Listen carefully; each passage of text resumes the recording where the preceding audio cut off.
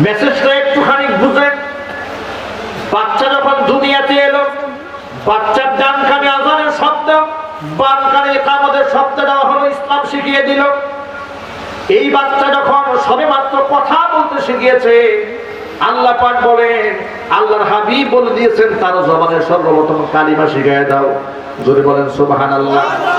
3 number, বাচ্চার বয়স যখন 7 বছর হয়েছে তাকে নামাজের তালিম দাও।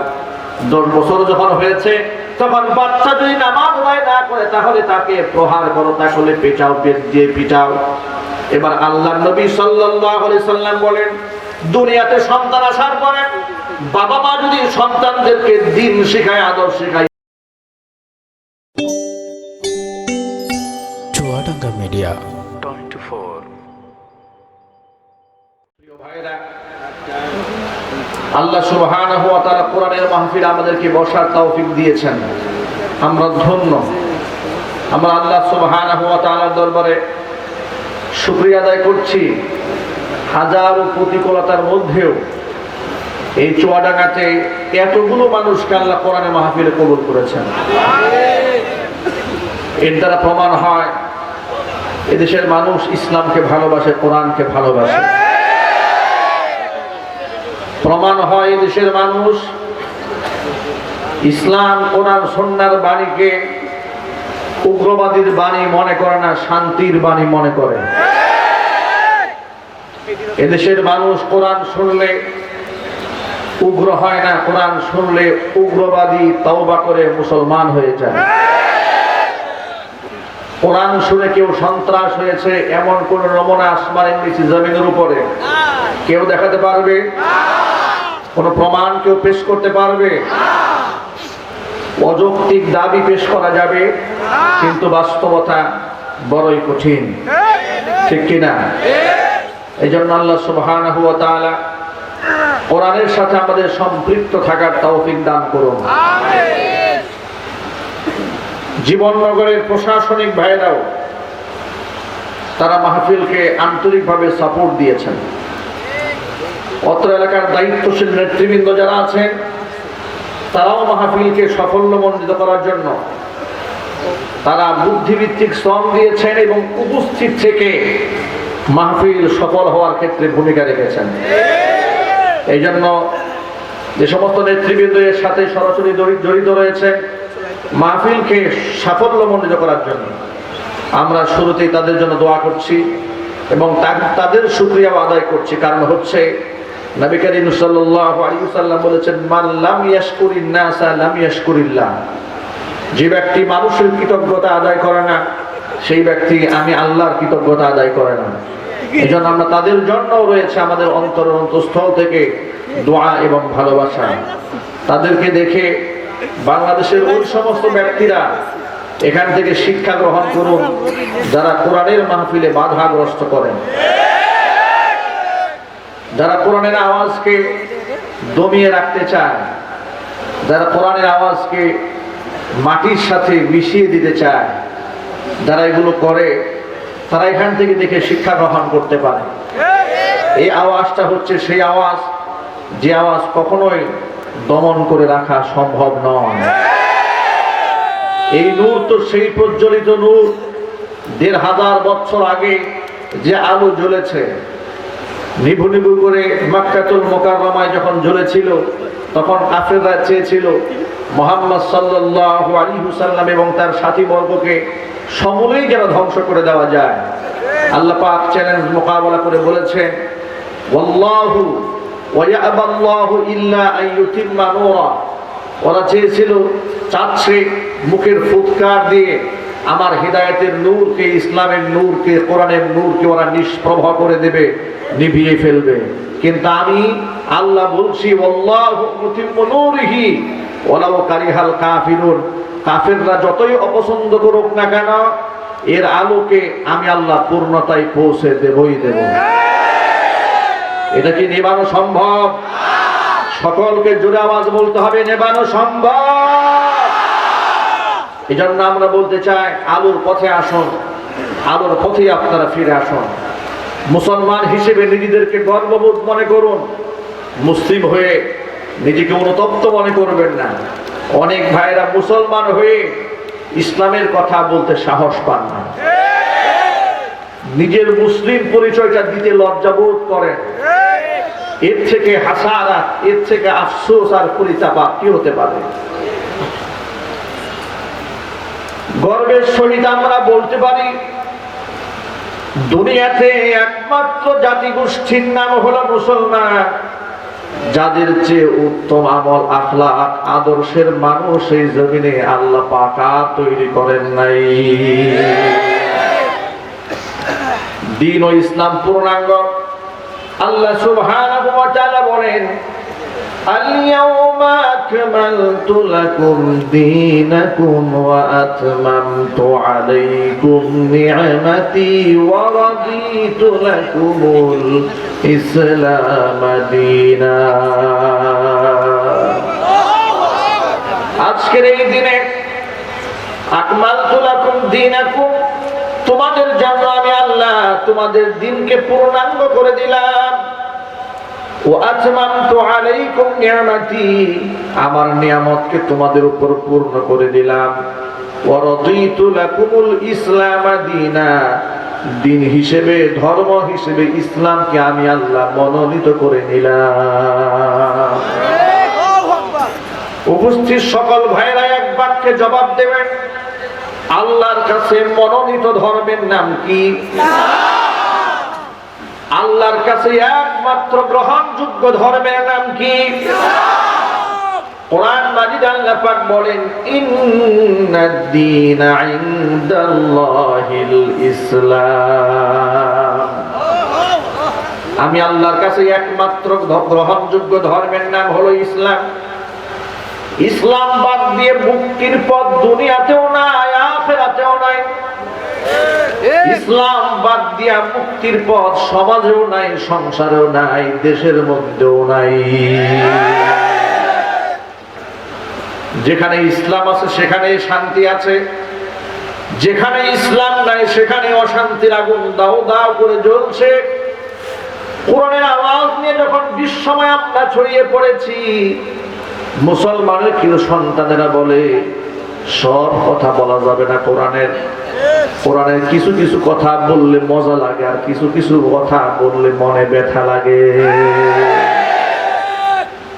দুঃখজনক ব্যাপার হলো, এই কথাটা কোনো ইহুদি বলে না, এই কথাটা কোনো খ্রিস্টানও বলে না, এই কথাটা কোনো মুশরিকও বলে না, কিন্তু এই কথাটা দেশের অনেক মুসলমানরা বলে। কোন মুসলমান যদি কোরআনের সব কথা শুনতে অপছন্দ করে, আপনারাই বলেন সে কি আর মুসলমান থাকে? সে তো মুসলমান থাকে না। ইসলামের এমন কোন বিষয় আছে যার উপর আপত্তি তোলা যায়, যার উপর প্রশ্ন তোলা যায়, যার উপর ভুল ধরা যায় না? এমন কোন বিষয় ইসলামে নাই। ইসলাম পূর্ণাঙ্গ। দ্ব্যর্থহীন ভাষায় শুরুতে ইসলাম ঘোষণা করে দিয়েছেন, যালিকাল কিতাবু লা রাইবা ফীহি, এটা এমন একটা কিতাব যার মধ্যে সন্দেহের কোনো অবকাশ নাই। এমন একটা কিতাব যেটাকে মানুষ পরিবর্ধন করতে পারবে না, ইচ্ছা করলে বাতিল করতে পারবে না, ইচ্ছা করলে মাটি থেকে মিশাইয়াও দিতে পারবে না।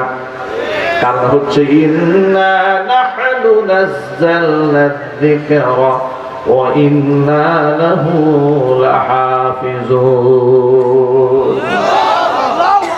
এই কোরআন তো নাযিল করলাম আমি আল্লাহ, সংরক্ষণের দায়িত্ব আমি আল্লাহ নিজের হাতে গ্রহণ করেছি। কোন ব্যক্তি যদি কোরআনের কাছে আসে, সেই ব্যক্তির ভাগ্য ভালো হয়ে যাবে, সে হতভাগা হবে না, সে ধর্মান্ধ হবে না। লোকেরা বলে যেই ব্যক্তি শুধু কোরআন পড়লো, হাদিস পড়লো, সেই লোক নাকি ধর্মান্ধ হয়ে যায়। জোরে জোরে বলেন নাউজুবিল্লাহ। ধর্মান্ধ কাকে বলে? যার ধর্মীয় জ্ঞান নাই, ঠিক কিনা? যার ধর্মীয় জ্ঞান আছে তাকে কি ধর্মান্ধ বলা যায়? কথা বলে না কেন? যার ধর্মীয় জ্ঞান আছে, প্রকৃত ধর্মীয় জ্ঞান আছে, এটা বুঝতে হবে। আবার ধর্মের অপব্যাখ্যা দানকারী, কোরআন সুন্নাহর অপব্যাখ্যা প্রদানকারী এমন বাতিল শক্তিও দেশে আছে না নাই? আপনারা বলেন তো, কোরআন হাদিস সম্পর্কে সঠিক জ্ঞান রাখে সেই ব্যক্তি কি ধর্মের অবব্যাখ্যা দিতে পারে? না। অবব্যাখ্যা তো সেই ব্যক্তি দেয় যে ব্যক্তি কোরআন পড়ার যোগ্যতা নাই, সূরা ফাতিহা পড়ার যোগ্যতা নাই, কিন্তু টক শোতে বসে ফতোয়া দেয়। অপব্যাখ্যা তারাই দেয়, তারাই আবার আলেমদেরকে বলে হুজুর কোরআন হাদিসের অপব্যাখ্যা করবেন না। আমি অত্যন্ত শ্রদ্ধা এবং বিনয়ের সাথে বলি, আমার ব্যাখ্যাটা কি সঠিক ব্যাখ্যা না অপব্যাখ্যা, এটা বোঝার জন্য যে যোগ্যতা লাগে সেই যোগ্যতা বাংলার মাটির কোনো বুদ্ধিজীবীর নাই। এই জন্য আলেমের ভুল ধরবে আলেম। আমার তাফসীর, আমার ব্যাখ্যার ভুল যদি বাংলাদেশের শীর্ষ আলেম কোন ফতোয়া বিভাগ থেকে আমার তাফসীর ফিকহে রিসার্চ করে ভুল ধরা হয়, মেনে নেব। কিন্তু কোন জাহেল যদি আমাকে সবক শেখাতে চায়, জাহেলকে সবক শিখিয়ে দিতে হবে। কথা বলা ঠিক কিনা?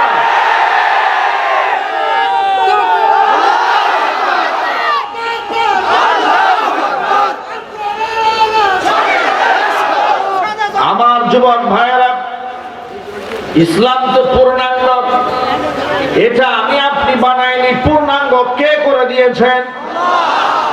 আল্লাহ পাক বলেন, এটা এমন একটা জীবন দর্শন আমি দান করলাম, যদি কেউ শান্তি পেতে চায়, যদি কেউ মুক্তি পেতে চায়, তাকে এই দর্শন ফলো করতে হবে। ইসলাম ছাড়া মুক্তির কোনো উপায় নাই।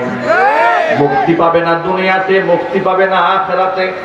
আল্লাহ পাক বলেন, وَمَن يَبْتَغِ غَيْرَ الْإِسْلَامِ دِينًا فَلَن يُقْبَلَ مِنْهُ وَهُوَ فِي الْآخِرَةِ مِنَ الْخَاسِرِينَ। কোন ব্যক্তি যদি ইসলাম বাদ দিয়ে অন্য কোন আদর্শ মানে, অন্য কোন দর্শন মানে, অবশ্যই সেই ব্যক্তি নাজাত পাবে না। ওহুয়া ফিল আখিরাতি মিনাল খাসিরিন, অবশ্যই আখিরাতে সে ক্ষতিগ্রস্ত হবে, জাহান্নামী হবে। এই জন্য আমরা আল্লাহর দরবারে শুকরিয়া আদায় করি যে আল্লাহ সুবহানাহু ওয়া তাআলা আমাদেরকে ইসলাম দান করে আমাদের উপর আল্লাহ রহম করেছেন। আমরা কি আল্লাহর দরবারে শুকরিয়া আদায় করি না? যদি বলেন না কেন? ইসলাম পেয়ে আপনারা খুশি না বেজার? কম না বেশি? একটু জোর আওয়াজে বলুন আলহামদুলিল্লাহ। ইসলাম এটা গতানুগতিক ধর্ম নয়, যেমন হিন্দু ধর্ম, বৌদ্ধ ধর্ম, খ্রিস্টান ধর্ম। ইসলাম ধর্ম কি এরকম একটা ধর্ম? লোকেরা বুঝতে ভুল করে, এখানে বোঝার ভুল। হিন্দু ধর্ম এটা পূজা সর্বস্ব একটা ধর্ম। এটা মন্দিরে যাবে, ধর্ম আছে, মন্দির থেকে বের হয়েছে, ধর্ম শেষ। খ্রিস্টান ধর্ম গির্জা কেন্দ্রিক একটা ধর্ম। ইহুদি ধর্ম এটা তাদের উপাসনা কেন্দ্রিক একটা, উপাসনালয় কেন্দ্রিক একটা ধর্ম। ঠিক কিনা? আপনারা বলেন তো, আমাদের ধর্মটা কি মসজিদ ভিত্তিক একটা ধর্মের নাম? আরো জোরে না। শুধুমাত্র মসজিদ ভিত্তিক একটা ধর্ম আল্লাহ পাক আমাদেরকে দেন না। এই কথাটা অনেক মুসলমান বুঝতে চান না। যে মুসলমান বুঝে না, যখন আমরা বুঝায় বলি, শুনুন, নামাজের ওয়াজ করলে আপনি বলেন খুব দারুণ ওয়াজ হয়েছে, রোজার ওয়াজ করলে আপনি বলেন দারুণ ওয়াজ, যাকাতের ওয়াজ ও মজার ওয়াজ, হজের ওয়াজ ও মজার ওয়াজ, কিন্তু যখনই বলি সুদ খাবেন না, ঘুষ খাবেন না, তখনই বলে ওয়াজের মজা শেষ। কেন? কারণ আপনি আসলে ধর্ম বুঝেন না। ধর্ম আপনি বুঝেন না। আপনি ধর্মটাকে মসজিদ ভিত্তিক চার দেয়ালে সীমাবদ্ধ করতে চান, কিন্তু আপনারা বলেন আমাদের ধর্ম আর অন্য ধর্ম কি এক? আমাদের ধর্ম কি শুধু মসজিদ ভিত্তিক? যে ধর্ম আমাকে শিখিয়েছে জন্মের পরে আমার কি হবে, আমার ধর্ম শিখিয়ে দিয়েছে। পৃথিবীতে আমি দুনিয়াতে, আমার ধর্ম আমার বাবা আমাকে শিখিয়ে দিয়েছে। তাড়াতাড়ি কানের মধ্যে আজানের আওয়াজ শোনায়া দাও, ডান কানে আজানের শব্দ, বাম কানে ইকামতের শব্দ বুঝাইয়া দাও। সুবহানাল্লাহ।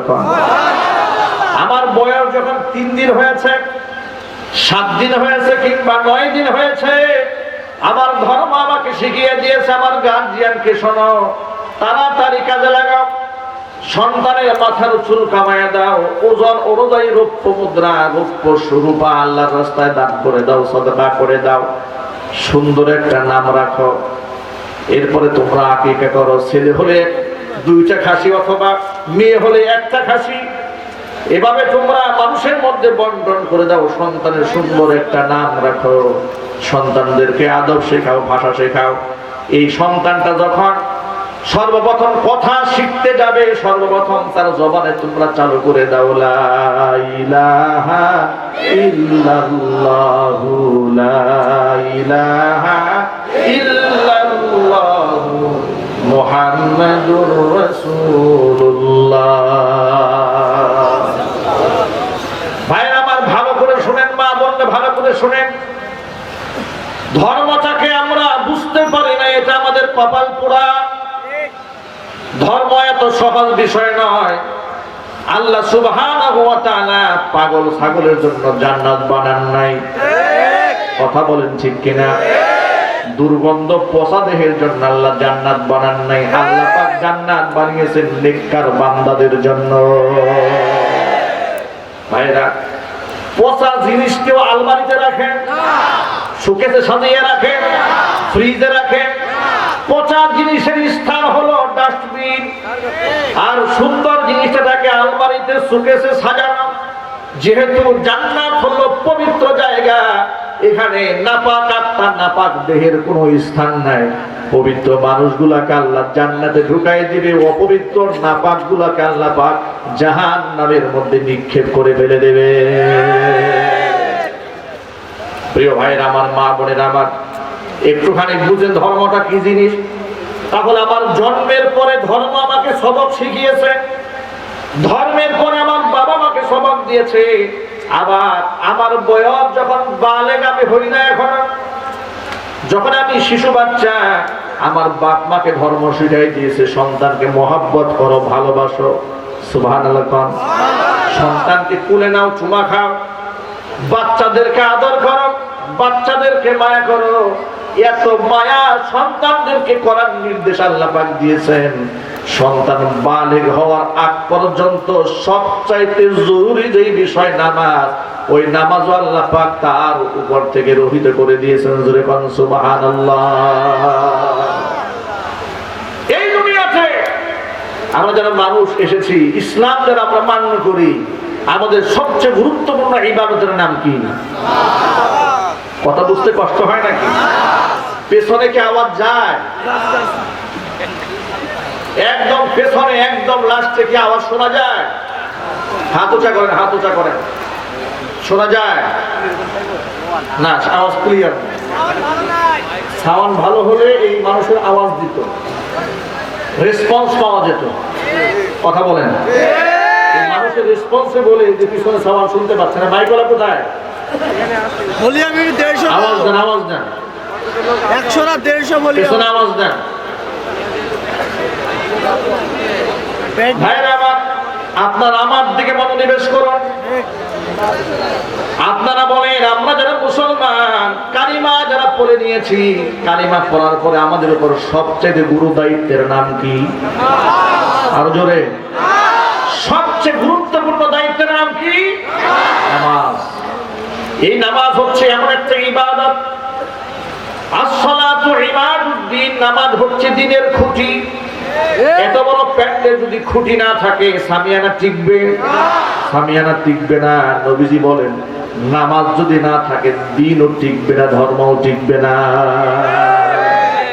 নামাজ হচ্ছে দ্বীনের খুঁটি। আসসালাতু ইমাদুদ্দিন, নামাজ হচ্ছে দ্বীনের মজবুত খুঁটি। কোন ব্যক্তি যদি নামাজকে কায়েম করে, মান আকামাহা আকামাদ্দিন, যেই ব্যক্তি নামাজ কায়েম করলো, সেই ব্যক্তি দ্বীনকে কায়েম করলো। আর যেই ব্যক্তি নামাজকে ছেড়ে দিল, সেই ব্যক্তি তার দ্বীনটাকে সে ধ্বংস করে দিল। আফসোস লাগে, কলিজায়। অধিকাংশ মুসলমান আজকে নামাজ পড়তে চায় না, নামাজে আসে না।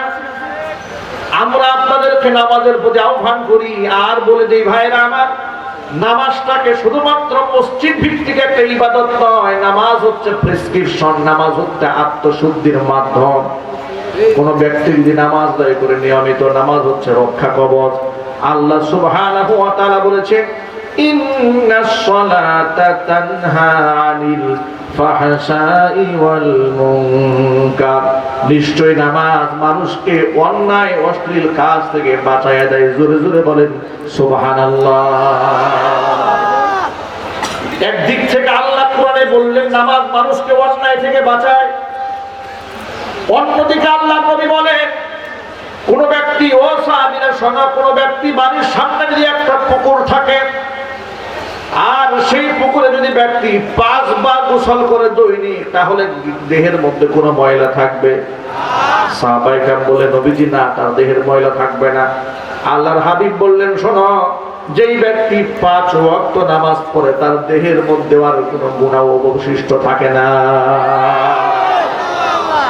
তাহলে নামাজ এটা মাত্র শুধুমাত্র একটা দৈহিক ইবাদতই নয়, নামাজ হচ্ছে একটা প্রেসক্রিপশন, নামাজ হচ্ছে এমন একটা ইবাদত মানুষের রক্ষা কবচ, অন্যায় থেকে এই ইবাদত মানুষকে বিরত রাখে, বাঁচিয়ে দেয়। চিল্লায় এখন আল্লাহু আকবার।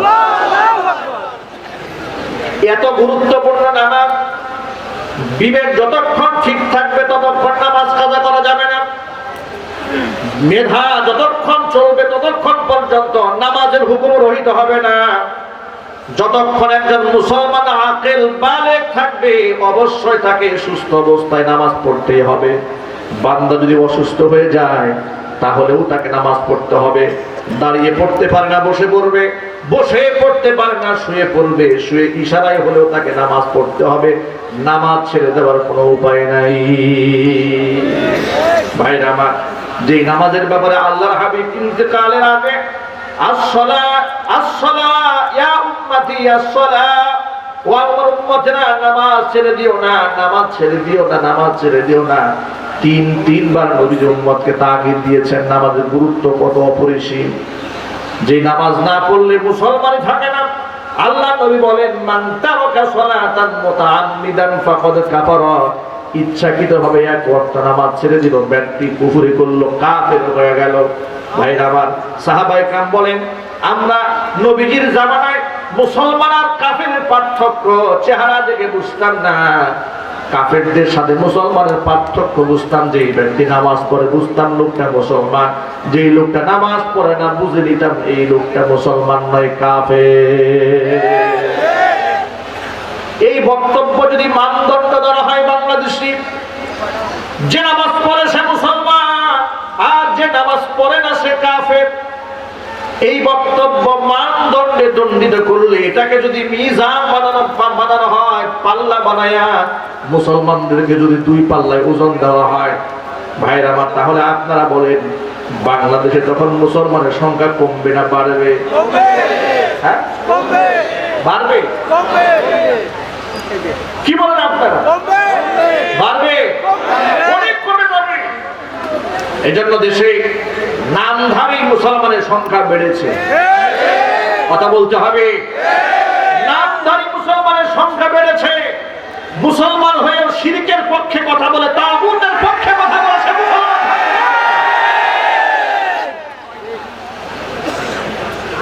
ওজবান ভাইরা আমার, আমি যে মেসেজটা দিতে চেয়েছিলাম সেটা হলো, নামাজ এত বেশি গুরুত্বপূর্ণ, এত বেশি দামি ইবাদত, যেটা ছেড়ে দিলে মুসলমানিত্বই থাকে না।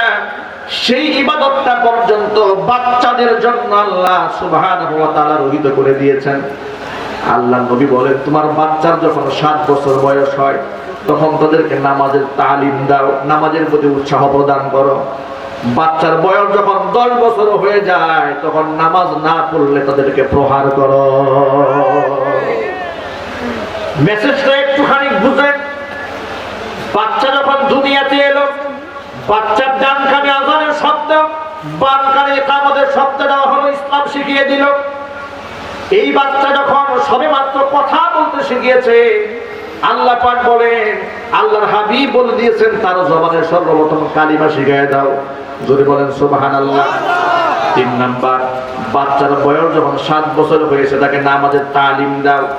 10 বছর যখন হয়েছে তখন বাচ্চা যদি নামাজ আদায় না করে তাহলে তাকে প্রহার করো, তাহলে পেটাও, পেট দিয়ে পিটাও। এবার আল্লাহর নবী সাল্লাল্লাহু আলাইহি সাল্লাম বলেন, দুনিয়াতে সন্তান আসার পরে বাবা মা যদি সন্তানদেরকে দ্বীন শেখায়, আদব শেখায়, ঈমান শেখায়, এই ব্যক্তি যখন জমিন থেকে বিদায় হয়ে যাবে, ওই সন্তান যত ইবাদত দুনিয়াতে করবে, সন্তানের আমলনামা থেকে মোটেও সওয়াব কমানো হবে না। সমপরিমাণ সওয়াব আমলনামার মধ্যে আল্লাহ সুবহানাহু ওয়া তাআলা বাপ মার আমলনামার মধ্যে পৌঁছে দেবে। ভাইরা একটু বোঝার চেষ্টা করেন, এর মানেটা কি?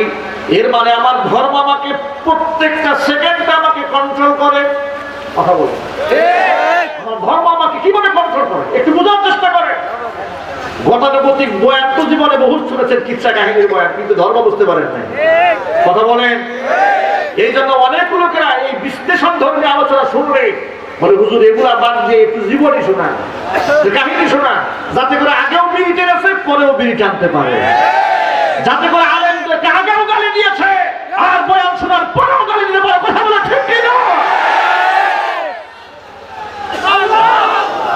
ধর্মকে বোঝার চেষ্টা করে। ইসলাম আমাকে কদমে কদমে কন্ট্রোল করে। এরপর আমার যখন জবান ফুটেছে, আমি যখন কথা বলতে শিখলাম, ইসলাম আমাকে সতর্ক করে দিয়া বলে, বেটা জবান তোমাকে দিয়েছে আল্লাহ, মুখ দিয়ে যা বলবা হিসাব করে বলো। তার কারণটাকে শোনো, মা ইয়ালফিজু মিন কাউলিন ইল্লা লাদাইহি রাকীবুন আতীদ।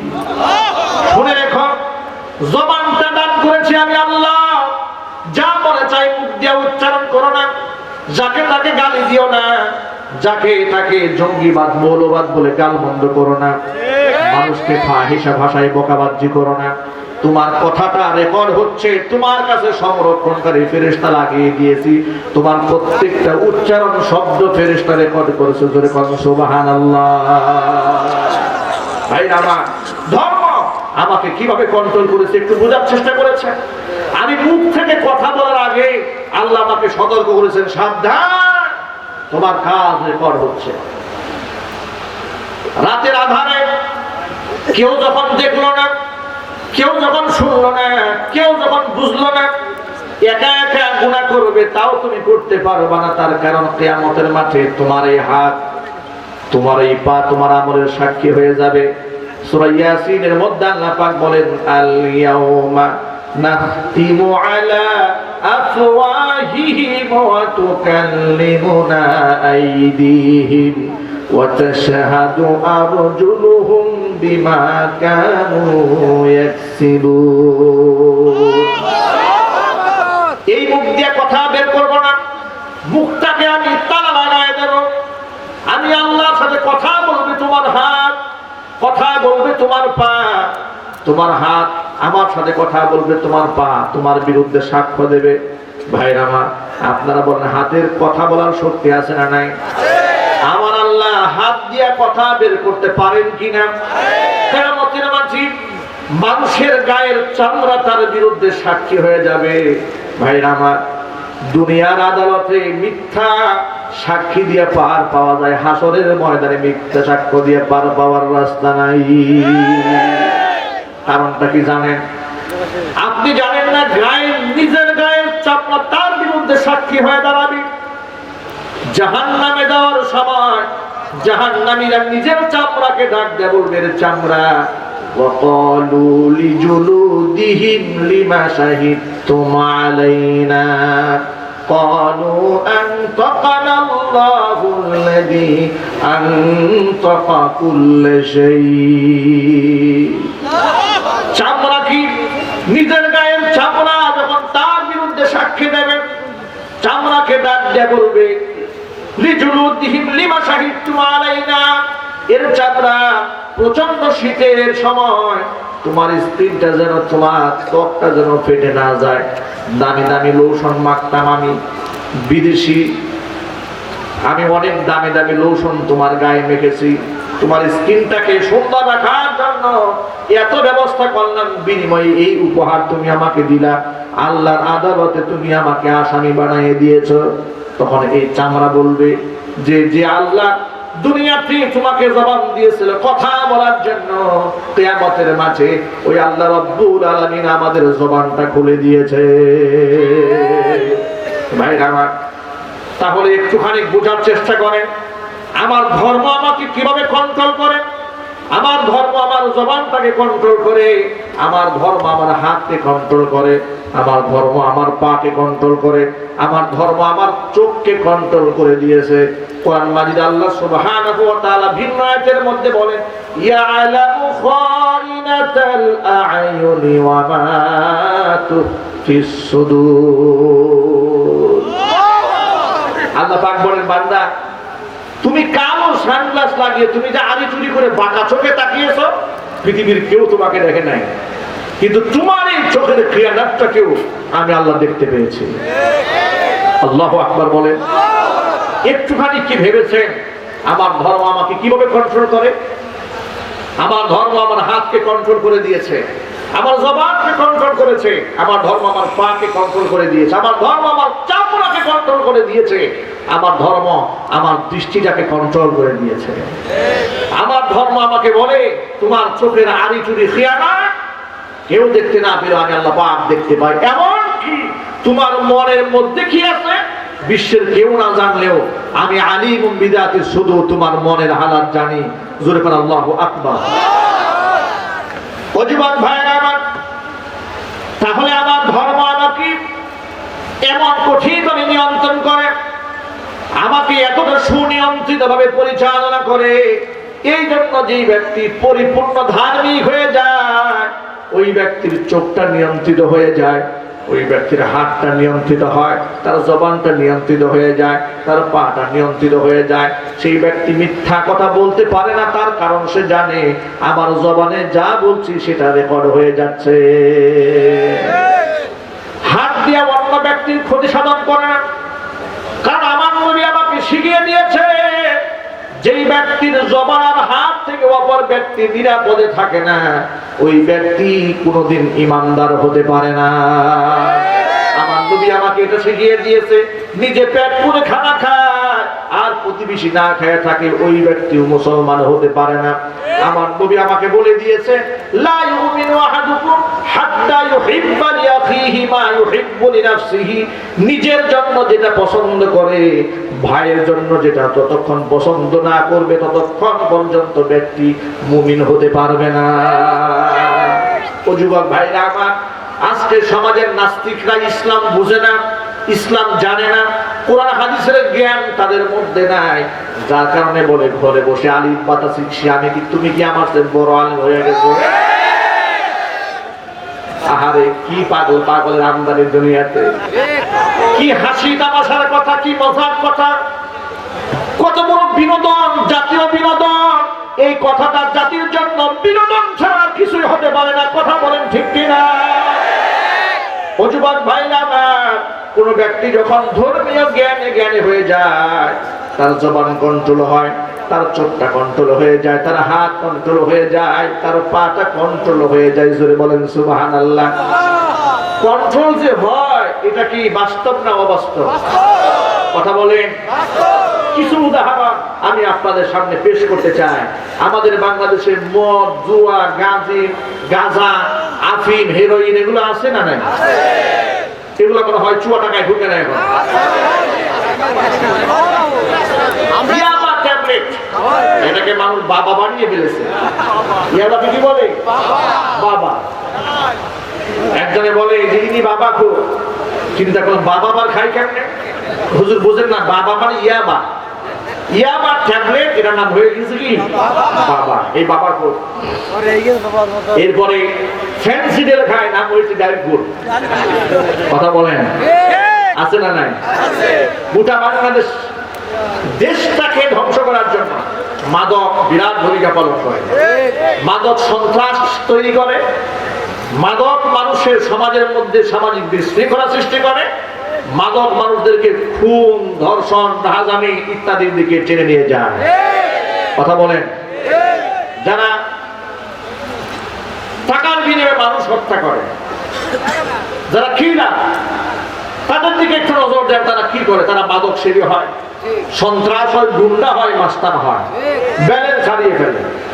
গোটা বাংলাদেশের সরকার টেকনাফ থেকে তেতুলিয়া, রূপসা থেকে পাথুরিয়া পর্যন্ত মাদকের ব্যাপারে জিরো টলারেন্স নীতি যখন অবলম্বন করেছিলেন, সরকার এই ক্ষেত্রে চিরুনি অভিযান চালিয়েছেন যে মাদক ব্যবসায়ী যেখানে পাওয়া গেছে গ্রেফতার করা হয়েছে, অ্যারেস্ট করা হয়েছে, কাউকে ক্রস ফায়ার দেওয়া হয়েছে। কথা বলে ঠিক কিনা?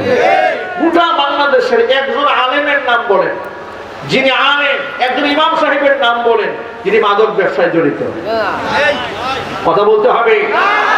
মুখ বন্ধ রাখেন বলেই বুদ্ধিজীবীরা টকশোতে বড় বড় কথা বলে। ওরা দাড়ি টুপিকে কালার করার জন্য যে কথা বলে, আপনারা বলেন টেকনাফ থেকে তেতুলিয়া, রূপসা থেকে পাথুরিয়া পর্যন্ত একজন আলেমকে মাদকের সাথে সরকার জড়িত পেয়েছে? কারণটা কি? আমি আগে বলেছি, আমার ধর্ম আমাকে নিয়ন্ত্রণ করেছে। তোমাদেরকে তো পুলিশ দিয়ে পাহারা দিতে হয়, র‍্যাব দিয়ে পাহারা দিতে হয়। আমাকে পুলিশ দিয়ে পাহারা দিতে হয় না, র‍্যাব দিয়েও পাহারা দিতে হয় না। আমার মাদ্রাসার ছাত্রদের মধ্যে দাঁড়িয়ে দৌড়দৌড়ি হয় না। এই যে মাদ্রাসা কওমিয়া, আপনারা বলেন মাদ্রাসা প্রতিষ্ঠিত হওয়ার পর্যন্ত আজ পর্যন্ত একবারের জন্য ছাত্ররা গ্রুপিং করে হল দখল করা নিয়ে, সিট দখল করা নিয়ে গুতাগুতি হয়েছে, মারামারি হয়েছে, কুপাকুপি হয়েছে। কিন্তু যারা এগুলা করে তারাই আবার মাদ্রাসার ছাত্রদেরকে, আলেমদেরকে সবক শেখাতে চায়। কি হাসি তামাশার কথা এটা! আমি আগে বলি, যারা ধর্মীয় জ্ঞান রাখে তারা কোনোদিন জঙ্গি হতে পারে না, সন্ত্রাস হতে পারে না। যার কারণে ইসলামের নামে দাড়ি টুপি পরে যদি কেউ বোমাবাজি করে, ইসলামের সাথে তার কোনো সম্পর্ক নাই। বড় প্রমাণ হলো হলি আর্টিজানে যারা হামলা করেছিল, দেশের কিছু বুদ্ধিজীবীরা এই হামলাটাকে সাথে সাথে মৌলবাদীর উপরে চাপায় দেওয়ার চেষ্টা করলো, আলেমদের কাঁধে বোঝায় উঠায় দেওয়ার চেষ্টা করেছে। কিন্তু বাস্তবতায় দেখা গেল যারা হামলা করেছে মাদ্রাসা মসজিদের সাথে জড়িত একজন কেউ পাওয়া যায় নাই। কথা বলেন ঠিক কি না? এর মানে যে ব্যক্তি ধার্মিক হয় সে সন্ত্রাস হতে পারে না, যেই ব্যক্তি ধার্মিক হয় সেই ব্যক্তি জঙ্গি হতে পারে না, যেই ব্যক্তি ধার্মিক হয় সে কখনো ধর্ষক হতে পারে না। তবে ছদ্মবেশ ধারণ করে কেউ অপকর্ম যদি কেউ করে তার বিচার আমরা চাই না, চাই না। আরো যদি বলতে হবে চাই না, চাই না। ও যুবক ভাইরা আমার, এই জন্য বলতে চাই ইসলামের পথে ফিরে আসুন, কোরআনের দিকে ফিরে আসুন। আল্লাহ যে বিধান দিয়েছেন, আমার নবীজি যে আইন করে দিয়েছেন, আল্লাহ এবং নবীজির বিধানের মধ্যে শুধু শান্তি আর শান্তি। এই জন্য আল্লাহ কোরআন মাজিদের মধ্যে বলেন, ইয়া আইয়ুহাল্লাযীনা আমানু দুখুলু ফিস-সিলমি কাফা। হে ঈমানদারগণ, পরিপূর্ণভাবে ইসলামের মধ্যে প্রবেশ করো। যে ব্যক্তি পূর্ণ ইসলামে প্রবেশ করবে সেই ব্যক্তি হবে জান্নাতি। আর যে ব্যক্তি ইসলামকে কিছু মানবে আর কিছু অংশ বাদ দিয়ে দিবে, যেটা মানতে সহজ সেটা মানবে, যেটা মানতে একটু কঠিন হয় ইহুদি খ্রিস্টানদের মতো বাদ দিয়ে দিবে। আছে না? তাদের অবস্থা বড় ভয়াবহ হবে। এই জন্য যারা মুসলমান আছে তাদেরকে পুরোপুরি ইসলামকে মান্য করতে হবে। রাজি আছেন? রাজি আছেন? কারা কারা পারবেন তো হাত দেখতে চায়? মাশাআল্লাহ, আলহামদুলিল্লাহ। আল্লাহ আমাদের সকলকে কবুল করে নাও। আর আল্লাহুম্মা আমিন। প্রিয় ভাইরা আমার, পরিপূর্ণ ইসলামকে মান্য করতে হবে। ইসলামের কোন বিধানের ক্ষেত্রে কোন মুসলমানের কোন প্রশ্ন থাকতে পারে না, কোন যুক্তি থাকতে পারে না, তর্ক থাকতে পারে না। যুক্তি আর তর্ক দিয়া কোন ব্যক্তি মুসলমান থাকে না, যুক্তি তর্ক দিয়ে ধ্বংস হয়েছে শয়তান। ইসলামের ফরজ বিধান নামাজ কয় ওয়াক্ত? কোন যুক্তি নাই, তর্ক নাই। 5 ওয়াক্ত কেন পড়ব? সপ্তাহে একদিন পড়লেই কি হয় না? দাড়ি আমি রাখবো কেন? না রাখলে হবেটা কি? না রাখলে মুসলমান থাকবো না। মাথায় টুপি দিলাম, না দিলাম তো কি হয়েছে? আমি কি কাফের হয়ে যাব? আমি কি বেঈমান হয়ে যাব? আমি যদি মসজিদে না যাই তাহলে কি আমি কাফের হব? আমাকে হত্যা করা ওয়াজিব হবে? এত যুক্তি এত তর্ক শুনতে চাই না। কথা একটা, আমরা ইব্রাহিম আলাইহিস সালাতু ওয়াস সালামের সন্তান। কোরআন মাজিদে আল্লাহ সুবহানাহু ওয়া তাআলা বলে দিয়েছেন মিল্লাতা আবিকুম ইব্রাহিম হুয়া সাম্মাকুমুল মুসলিমিন। তোমাদের পিতা, তোমাদের জাতির পিতা ইব্রাহিম আলাইহিস সালাতু ওয়াস সালামের পন্থাকে অবলম্বন করো, তার অনুসরণ তোমরা করো। তিনি যেমন মুসলমান ছিলেন তোমরা সেই রকম মুসলমান হয়ে যাও। ভাইরা আমার লক্ষ্য করেন, ইব্রাহিম আলাইহিস সালাতু ওয়াস সালামের 80 বছর বয়স হয়ে গেল। কোন কোন বর্ণনার মধ্যে এসেছে 100 বছর বয়স হয়েছে, কোন কোন বর্ণনার মধ্যে এসেছে 120 বছর বয়স হয়েছে। ছেলে হয় না, মেয়ে হয় না, কিছুই হয় না। আল্লাহ পাক বুড়া বয়সে একটা সন্তান দিলেন। সন্তানের নাম কি? জোরে ইসমাইল আলাইহিস সালাতু ওয়াস সালাম দুনিয়াতে এলেন। আদর ভালোবাসার কোনো কমতি নাই। একজন বাবা তার সন্তানকে কতটুকু ভালোবাসে, একজন মা তার সন্তানকে কতটুকু মহব্বত করে, এটা আপনাদের সামনে ব্যাখ্যা করার কোনো দরকার নাই। কারণ প্রত্যেকেরই ছেলে মেয়ে বাবা মা আছে না নাই? জোরে বলেন, কতটা মহব্বত একজন মা তার সন্তানকে করে। শীতের রাত, এই যে প্রচন্ড শীত, মায়ের বুকের মধ্যে জড়াই রাখে সন্তানকে। বাচ্চা যদি রাতের আধারে পেশাব করে দিয়েছে, পায়খানা করে দিয়েছি, মাত্র কাঁচা ঘুমের চোখটা লেগে এসেছে, মা একটুখানি বিরক্ত হয় না? শুকনা কাপড় দিয়ে সুন্দর মতো মুছে বাচ্চাকে গরম কম্বল দিয়ে পেঁচায় শোয়ায় রাখে। একটা বারের জন্য মা বিরক্ত হয় না। এত খুশি আল্লাহ পাক হয় বাচ্চা যখন ক্ষুধার যন্ত্রণায় কান্না করে, আর ওই ক্ষুধার্ত তৃষ্ণার্ত শিশু বাচ্চার মুখে মা যখন তার স্তন্য দান করে, আল্লাহর হাবিব বলেন 1 ফোঁটা দুধ বাচ্চার কণ্ঠনালীতে ঢুকে যাওয়ার সাথে সাথে আল্লাহ মায়ের আমল নামার মধ্যে মৃত মানুষকে জিন্দা করলে যে সওয়াব হতো সে আমল নামায় সেই সওয়াব দিয়ে দেয়। মায়ের এত দাম, এত মর্যাদা, কত মহব্বত মা তার সন্তানকে করে। মা যে সন্তানকে ভালোবাসে, সেই ভালোবাসার মধ্যে কোনো খাদ থাকে না। অকৃত্রিম স্নেহ আর ভালোবাসা বাবা মা তার সন্তানকে করে। জোরে বলেন ঠিক কিনা? এই জন্য আল্লাহ সুবহানাহু ওয়া তাআলা 30 পারা কোরআনে 4 বার নিজের পরপরই বাবা মার স্থান দিয়েছেন। জোরে বলেন সুবহানাল্লাহ। ইব্রাহিম আলাইহিস সালাতু ওয়াস সালাম তিনি তো মানুষ ছিলেন, যদিও তিনি নবী ছিলেন কিন্তু ফেরেশতা ছিলেন না, তিনি মানুষ ছিলেন। কি ছিলেন? জোরে বলেন। মানুষ ছিলেন। পুত্র ইসমাইলকে আল্লাহ পাক দান করলেন 120 বছর বয়সে। কত ভালোবাসা, কত মহব্বত, কত আদর, কত স্নেহ মাত্র দুনিয়াতে এসেছে। এই শিশু বাচ্চা মায়ের বুকের স্তন্য পান করে। আল্লাহর পক্ষ থেকে হুকুম চলে আসলো, বিবি হাজেরা পুত্র ইসমাইলকে মরুপ্রান্তরে রেখে আসবা। যেখানে পানি নাই, ঘর নাই, বাড়ি নাই, ব্যবসা বাণিজ্য নাই, কিছুই নাই, সেই জায়গায় নিয়ে যাও। ভাইরা আমার, একটুখানি আপনারা বলেন তো, ইব্রাহিম আলাইহিস সালাতু ওয়াস সালাম এই দায়িত্ব পালন করেছিলেন নাকি আল্লাহকে প্রশ্ন করেছেন যে আল্লাহ এই বুড়া বয়সে একটা সন্তান দিলা, সন্তানটা কাছে রাখতে পারবো না, মরুপ্রান্তরে রেখে আসতে বলবা, এটা কোনো কথা হইল? এমন কথা বলেছেন না? এমন কথা বলেন নাই। দেখেন, আর স্ত্রী বিবি হাজেরা আলাইহিস সালাতু ওয়াস সালাম কতটা জ্ঞানী, কতটা বুদ্ধিমতী, কেমন আবেদা, কেমন জাহেদা, কেমন স্বামী ভক্ত ছিলেন একটুখানি ভাবেন। পুত্র ইসমাইলকে বুকের স্তন্য দান করে মা সন্তানকে নিয়ে বললেন, রওনা হয়ে চলো আমার সাথে। কোথায় যাব, কেন যাব একটু জিজ্ঞেস করলেন না। বর্তমানে আমাদের স্ত্রীদেরকে যদি কোথাও আমরা যেতে বলি, তার 1 সপ্তাহ আগে তার কাছে দরখাস্ত পেশ করতে হয়। কথা বলে না কেন? দরখাস্ত পেশ না করলে আপনার বউকে নিয়ে কোথাও যাবে তো আপনার 14 গোষ্ঠী উদ্ধার করে ছাড়বে। তুমি বললে আমি যাবো নাকি, আমার একটা প্রিপারেশন আছে না, এক ধমক দিয়ে আপনাকে শোয়াই ফেলবে। এই জন্য বাংলাদেশে বর্তমানে কত স্বামীরা যে বউয়ের কাছে মাজলুম, তার কোনো হিসাব নাই। আমাদের দেশে নারী নির্যাতনের মামলা রয়েছে, কিন্তু পুরুষ নির্যাতনের মামলা নাই।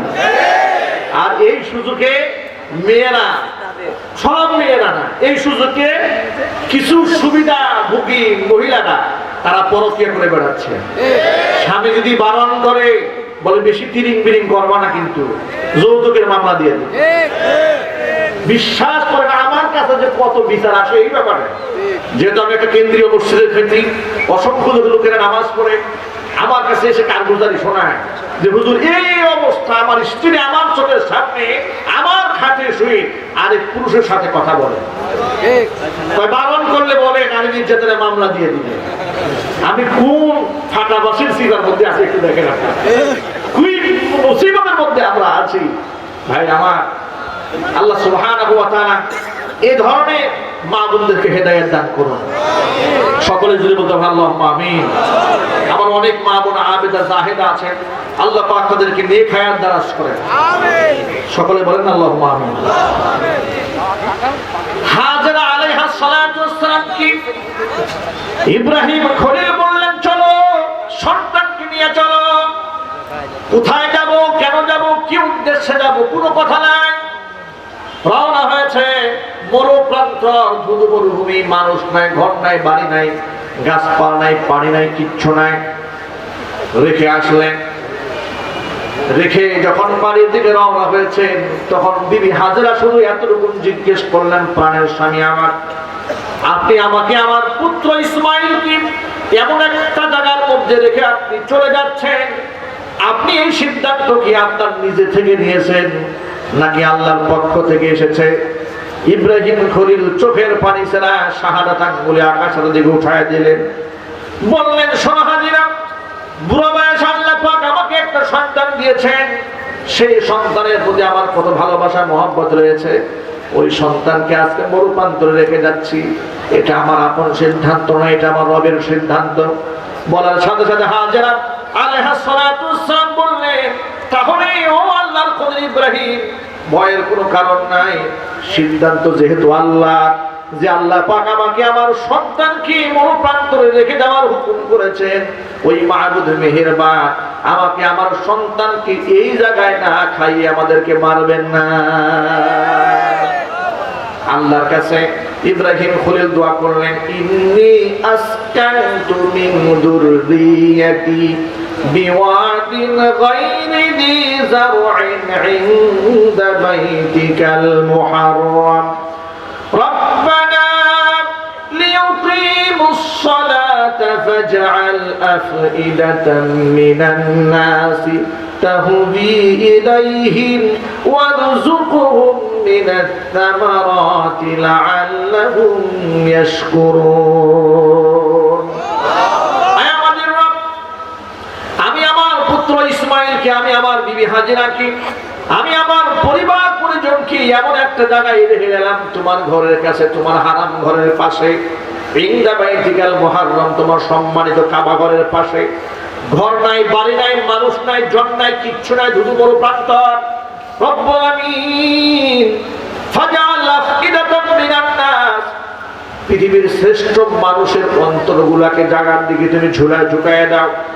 আয় আল্লাহ, তারা যেন নামাজ কায়েম করতে পারে, তারা যেন তোমার শুকরিয়া আদায় করতে পারে, তাদের জন্য রিজিকের ফয়সালা করে দাও। জোরে কোন সুবহানাল্লাহ।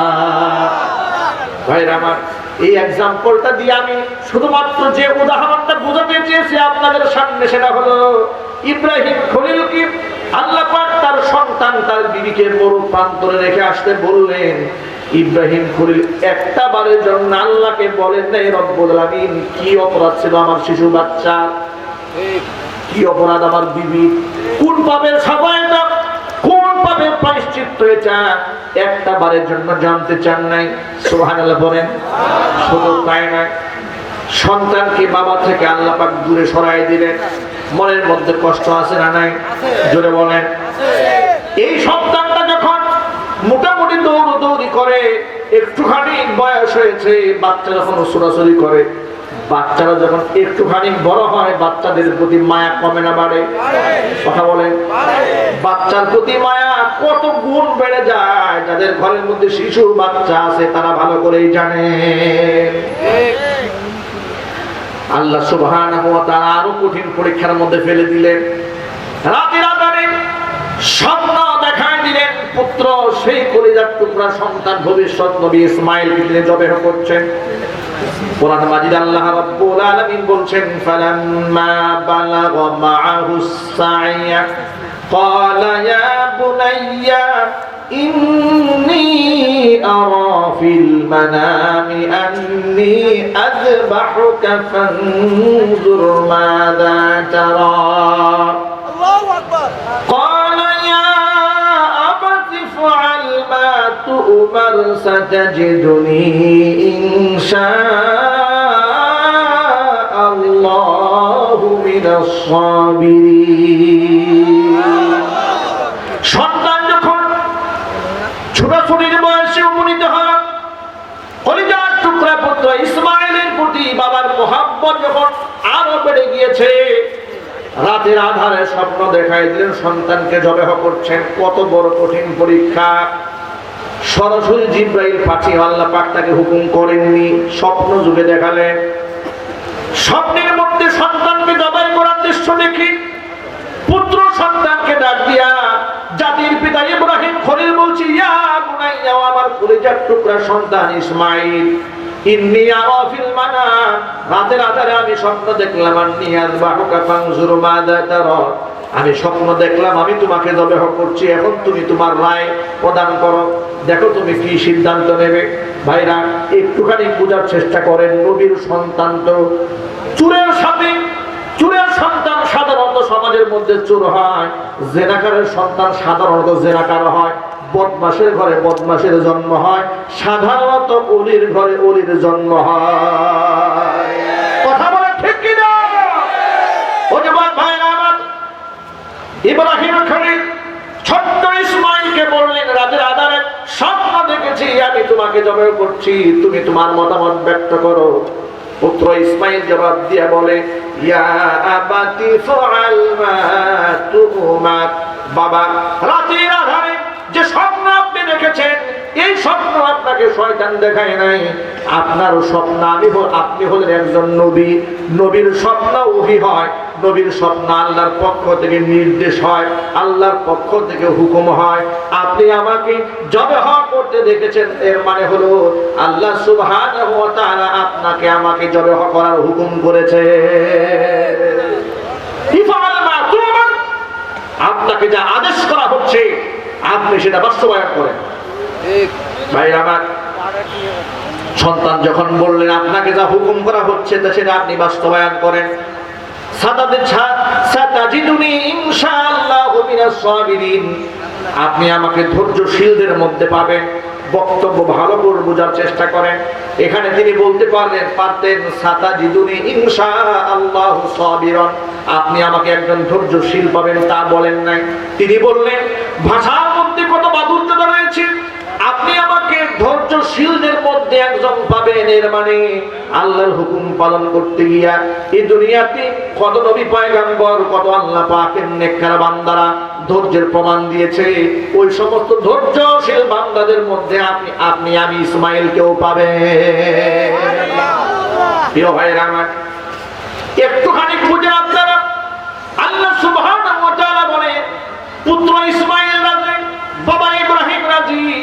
فلما تله للجبين وناديناه أن يا إبراهيم قد صدقت الرؤيا إنا كذلك نجزي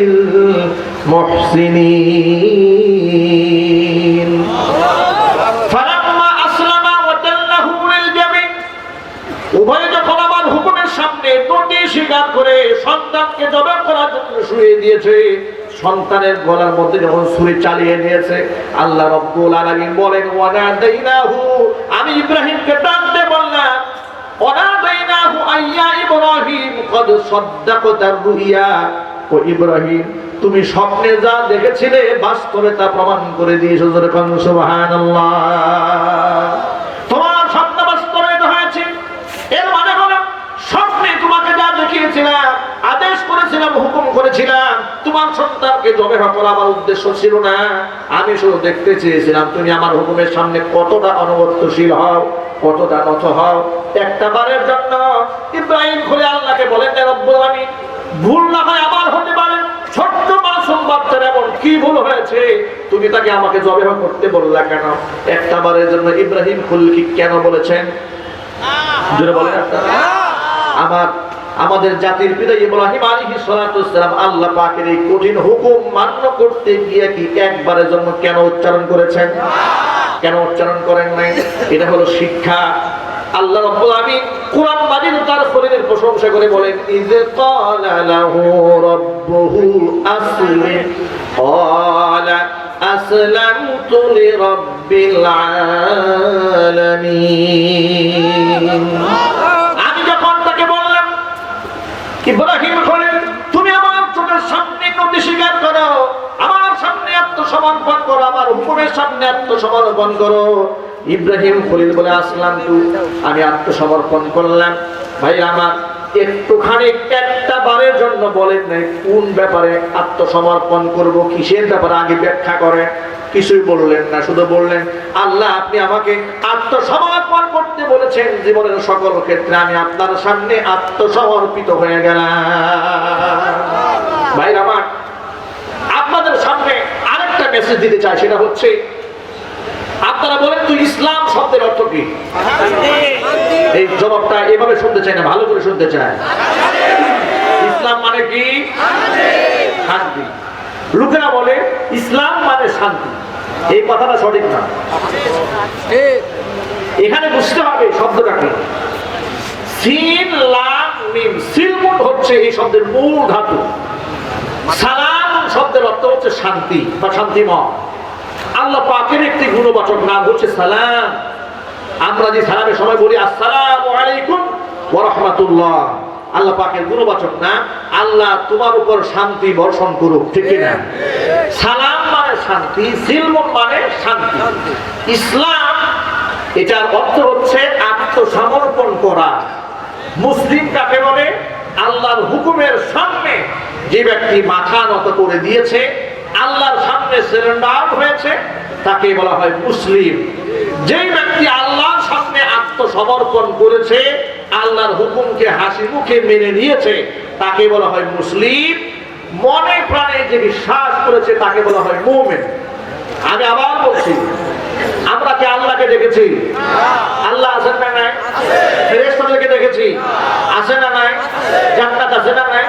জাহান্নাম, আলামে বারজাখ, মিজান, ফুলসিরাত দেখেছি, দেখিনি। বিশ্বাস করি কিনা? এটা আমাদের ঈমান। এটা আমাদের কি? ঈমান। এই ঈমানের দাবি আমাকে নামাজ পড়তে হবে, এই ঈমানের দাবি আমাকে রোজা রাখতে হবে, এই ঈমানের দাবি আমার স্ত্রীকে পর্দা করাতে হবে, এই ঈমানের দাবি হচ্ছে আমি সুদ খেতে পারবো না, ঘুষ খেতে পারবো না, জিনা করতে পারবো না, মিথ্যা কথা বলতে পারবো না, চুরি করতে পারবো না, ডাকাতি করতে পারবো না, বদমাশি করতে পারবো না। মসজিদ থেকে শুধুমাত্র ইসলামের কেন্দ্রবিন্দু বানানো যাবে না। ইসলাম গোটা বিশ্বময় সর্বক্ষেত্রে ইসলামকে বাস্তবায়ন করতে হবে। কথা বলেন। এই কথাটা যদি আপনারা সহজে বুঝে থাকেন, তাহলে আজকে থেকে এই কথাটা মূল প্রতিপাদ্য বিষয় আপনারা বুঝতে পারলেন। মুসলিম শব্দের অর্থ হচ্ছে যিনি আল্লাহর হুকুমের সামনে সারেন্ডার করেছে। কথা বলেন। আর যে ব্যক্তি আল্লাহর হুকুমের সামনে সারেন্ডার না করেছে, সেই ব্যক্তি আর মুসলিম থাকে? কথা বলেন আপনারা। সেই ব্যক্তি আর মুসলিম থাকে না। দেখেন আল্লাহ পাক ইমানদারদেরকে দেখে একটা কথা বলেছেন। আল্লাহ রাব্বুল আলামিন বলেন, ইয়া আইয়ুহাল্লাযীনা আমানুত্তাকুল্লাহা হাক্কা তুকাতিহি ওয়া লা তামুতুন্না ইল্লা ওয়া আনতুম মুসলিমুন। হে ইমানদারগণ, আমি আল্লাহকে ভয় করার মতো ভয় করো, মুসলমান না হয়ে তোমরা মরো না। একটুখানি বুঝেন, আল্লাহ পাক বলে, হে ইমানদারেরা, মুসলমান না হয়ে তোমরা মরো না। এর মানে পরিপূর্ণভাবে আমার সকল হুকুম আহকাম অন্তর থেকে মেনে আমলে বাস্তবায়ন করে খাঁটি মুসলমান হওয়ার আগ পর্যন্ত জমিন থেকে বিদায় হইও না। মুসলমান না হয়ে বিদায় হলে খবর আছে। কথা বলেন। ভাই সোজা তো তুমি হবে, মরার পরে সোজা না হয়ে আগে থেকে সোজা হয়ে যাও। আমাদের দেশের লোকেরা সোজা হয় আইসিইউতে যাওয়ার পরে, লাইফ সাপোর্টে যায় আর সারা দেশবাসীর কাছে দোয়া চায়। বাংলাদেশের জনৈক ব্যক্তি, আমি নাম বলবো না, লাইভ সাপোর্টে শুয়ে পত্রিকায় 7 দিন দোয়া চেয়েছে। 7 দিন পাবলিক তাকে এমন দোয়া দিয়েছে, ও লাইভ সাপোর্টে বসে যদি সেই দোয়াটা দেখতো 1 সপ্তাহ আগেই মরতো। কথা বলেন ঠিক কিনা? ক্ষমতার জোরে, টাকার জোরে পত্র পত্রিকায় লাইভ সাপোর্টে শুয়ে শুয়ে দোয়া চাওয়া যায়, কিন্তু দোয়া করা না করা এটা মানুষের হৃদয়ের ব্যাপার। দোয়া করার আগে মানুষের হৃদয়ে আগে জায়গা নিতে হবে, কথা বলতে হবে। দোয়া চাওয়ার আগে মানুষের হৃদয়ে আগে জায়গা নিতে হবে। তুমি মানুষের অস্ত্র ঝরিয়েছো, তার চোখ থেকে পানি ঝরিয়েছো, দেশান্তরে করতে করেছো, মিথ্যা অপবাদ দিয়েছো, আর তুমি মরার আগে দেশবাসীর কাছে দোয়া চাবে, আর সবাই তাহাজ্জুদ করে তোমার জন্য কান্না শুরু করবে। দেশের মানুষকে এত পাগল মনে করো না। আলেম ওলামাদের দিকে তাকান। কিছুদিন আগে আপনারা দেখেছেন বাংলাদেশে একজন ইসলামী সিপাহসালার কিংবদন্তি আলেম আল্লামা নূর হোসেন কাসেমী রাহমাতুল্লাহি আলাইহি আল্লাহ দুনিয়া থেকে বিদায় হয়েছেন। আল্লাহ পাক তাকে জান্নাতুল ফেরদাউস দান করেন, জোরে বলেন আল্লাহুম্মা আমিন। আল্লামা আহমদ শফি রাহমাতুল্লাহি আলাইহি ইন্তেকাল করেছেন, আল্লাহ পাক তাকে জান্নাত দান করেন, সকলে বলেন আল্লাহুম্মা আমিন। এভাবে দেশের অনেক বড় বড় বরেণ্য আলেম বাংলার জমিন থেকে বিদায় হয়েছে। তাদের জানাজার নামাজের মধ্যে মানুষের যে অবস্থা, বিশ্বাস করে মনে হচ্ছে বাঁধ ভাঙা কোন জোয়ার এসেছে। এত মানুষ কোত্থেকে আসে, মনে হয় যেন মানুষ নয়, লক্ষ লক্ষ মানুষের মাথায় টুপি, এ যেন ফেরেশতাদের কোন একটা কাফেলা। ভাইরা আমার, অথচ এই আলেমদের ব্যাপারে কত বিশুদ্ধার, কত গালিগালাজ, তাদেরকে অসম্মানিত করার জন্য, সমাজে খাটো করার জন্য আছে না নাই? যদি বলে কত গালিগালাজ, কত ফাহিশা ভাষায় কথাবার্তা, কিন্তু আলেমদের জন্য মানুষের এত মায়া কেন, মানুষের এত ভালোবাসা কেন, মানুষের এত দরদ কেন? তাদের নামে তো আর পত্র পত্রিকায় হাইলাইট করা হয় না, মিডিয়াতে আলেমদের প্রশংসা করা হয় না। মিডিয়াতে যে ব্যক্তি যত বেশি কাপড় খুলে তার দাম বেশি, কথা বলেন। কিছুদিন আগে বাংলাদেশের একটা মেয়ে জামা কাপড় খুলে আমেরিকার কোন একটা অনুষ্ঠানে অংশগ্রহণ করেছে, পত্রিকায় হাইলাইট হয়ে গেল, কত দাম, কত সম্মান। ভাইরা আমার, আমি শুধু এতটুকু বলবো, কোরআনের সাথে সম্পর্ক রাখেন, আল্লাহর দ্বীনের সাথে সম্পর্ক রাখেন, আল্লাহ সুবহানাহু ওয়া তাআলা ইজ্জত বাড়ায় দিবেন। কোরআন মাজিদে আল্লাহ পাক বলেছেন, ইন্নাল্লাযীনা আমানু ওয়া আমিলুস সালিহাতি সায়াজআলু লাহুমুর রাহমানু বুদ্দা। নিশ্চয় যারা ঈমান আনে, ভালো কাজ করে, তাদের প্রতি মহব্বত মানুষের অন্তরে আল্লাহ পয়দা করে দেয়। সুতরাং আসুন আমরা মানুষের দোয়া যদি পেতে চাই, মানুষ হচ্ছে আমার সমাজের গানে গানে সামনে পেছনে সমস্ত মানুষ হচ্ছে আমার আমলের সাক্ষী। তারা আমি ভালো না মন্দ, আমার ইন্তেকালের পরে তারাই আল্লাহর কাছে সাক্ষ্য হবে। কথা বলুন ঠিক কিনা? আমি ছোট্ট একটা হাদিস বলে আমি মুনাজাতের দিকে এগিয়ে যাবো ইনশাআল্লাহ। আপনারা বিরক্ত হচ্ছেন নাকি? আমার একটা সুসংবাদ দিয়ে দেই মুনাজাত দেওয়ার আগে। আমার লিখিত একটা বই বাজারে এসেছে, আলহামদুলিল্লাহ। সারা বাংলাদেশ এবং দেশের বাহির থেকে ভাইরা বোনেরা আমাদের কাছে বিভিন্ন প্রশ্ন দেন, বিভিন্ন মাসালা জানতে চান, জীবন ঘনিষ্ঠ, বিশেষ করে মহিলারা, মা বোনেরা এত বেশি প্রশ্ন আমাদেরকে করে যে প্রশ্নের জবাব মোবাইলে কিংবা মেসেঞ্জারে দেওয়া সম্ভব নয়। জীবন ঘনিষ্ঠ সেই প্রশ্নের জবাবগুলো কোরআন হাদিসের রেফারেন্স সহ, ফিকহের কিতাবের উদ্ধৃতি সহ এই কিতাবকে আমি সংক্ষিপ্ত আকারে রচনা করার চেষ্টা করেছি, আলহামদুলিল্লাহ। দেশব্যাপী আলহামদুলিল্লাহ বইটা আলহামদুলিল্লাহ ইতিমধ্যে সারা জাগিয়েছে। অনেক ভাইরা বোনেরা এটা আমার কাছে তলব করছেন। আমি আজকে চুয়াডাঙ্গাতে এগুলো নিয়ে এসেছি। মুনাজাত হয়ে যাওয়ার পর আমি চাই যে এই কিতাবগুলো আমাদের প্রত্যেকটা মুমিন মুসলমানের ঘরে ঘরে থাকুক। আমার মা বোনদের অনেক প্রশ্ন যেগুলো তারা পুরুষকে করতে পারেন না কিংবা আলেমের কাছে যেতে পারেন না, আছে না নাই? এই সমস্ত জীবন ঘনিষ্ঠ তাদের পবিত্রতার মাসআলা সহ এখানে বিষয়গুলো তুলে ধরা হয়েছে। আল্লাহ সুবহানাহু ওয়া তাআলা এই কিতাবটি উম্মার হিদায়াতের জন্য কবুল করেন। মাত্র 100 টাকা করে কপি স্টেজে থাকবে, এই ছেলে আছে এখান থেকে নিতে পারবেন, আর পেছনে আমার গাড়ি আছে, গাড়ি থেকে আপনারা ইনশাআল্লাহ সংগ্রহ করতে পারবেন। আল্লাহ সুবহানাহু ওয়া তাআলা কবুল করেন। ভাইরা, আমি যে কথা বলতে চেয়েছিলাম, তাহলে সম্মান দেওয়ার মালিক কথা বলেন না কেন? সম্মান দেওয়ার মালিক, ইজ্জত দেওয়ার মালিক আল্লাহ।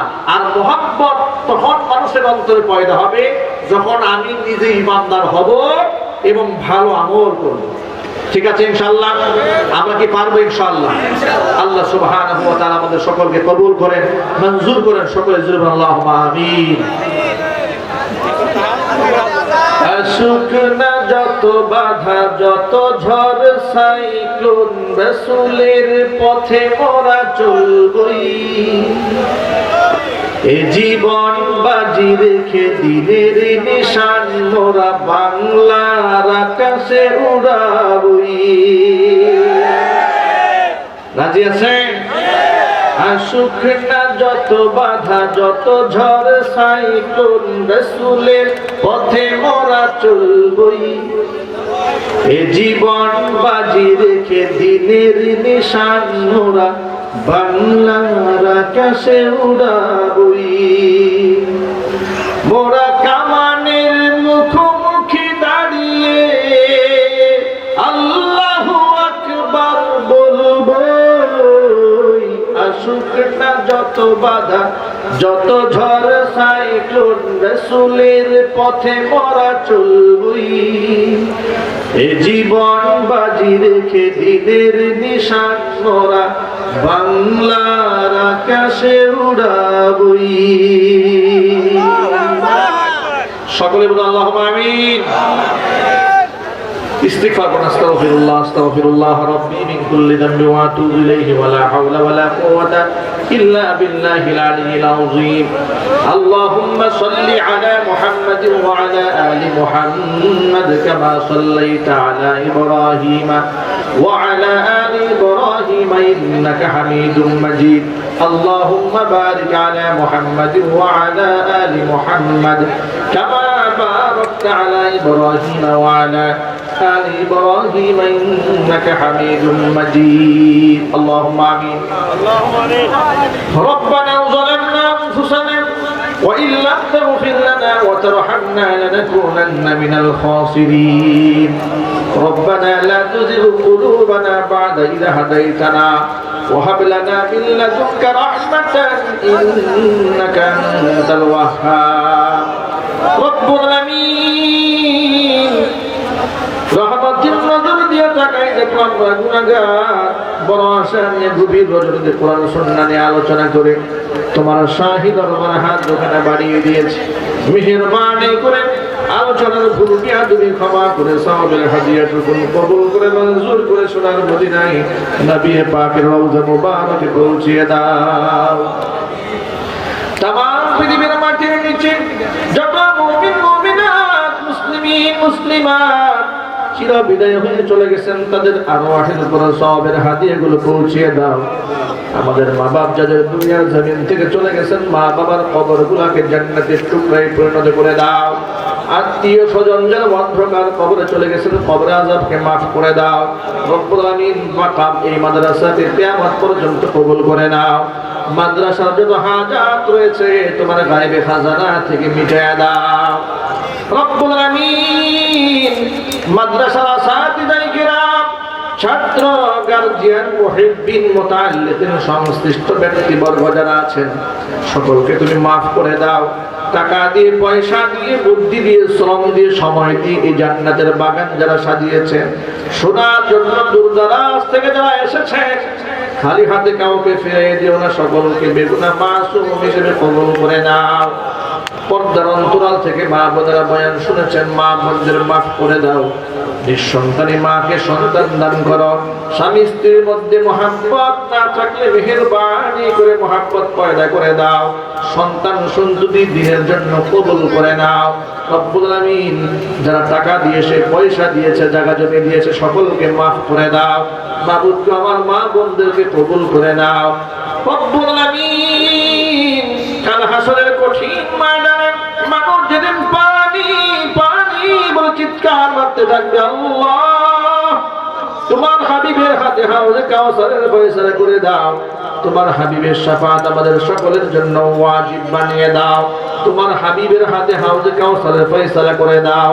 رب ارحمهما كما ربياني صغيرا رب ارحمهما كما ربياني صغيرا تقبل منا إنك أنت السميع العليم وتب علينا إنك أنت التواب الرحيم سبحان ربك رب العزة عما يصفون وسلام على المرسلين والحمد لله رب العالمين واجعل آخر كلمتنا عند الموت لا إله إلا الله محمد رسول الله